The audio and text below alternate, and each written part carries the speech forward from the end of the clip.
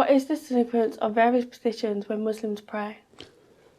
So the question is, what is the significance of various positions when Muslims pray? Right, it's a very good question, very important questions.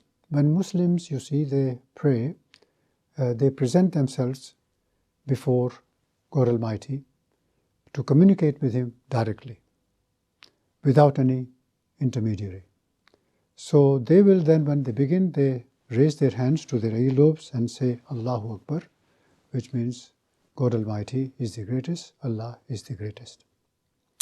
And that signifies that now they have shunned the world and they are now focusing on meditating and communicating with God Almighty.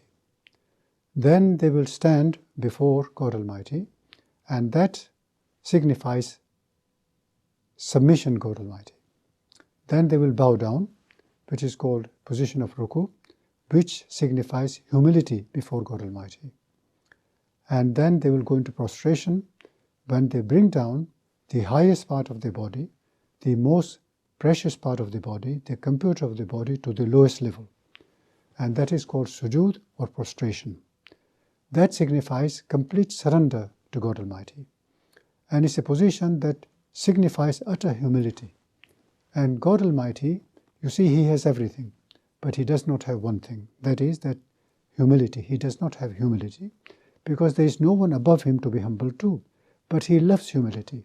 And therefore it is said that when Muslims prostrate, or people who submit to God Almighty and perform their prayers like Jesus did, as we read in the Bible that Jesus went a little further, fell on His face and prayed to God. And Moses and Aaron fell on their faces and prayed to God.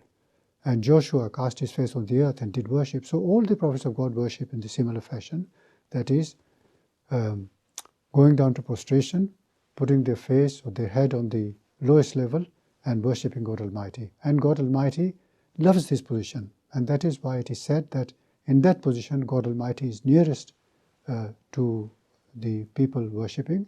And if they then utter supplications, God Almighty accepts those supplications.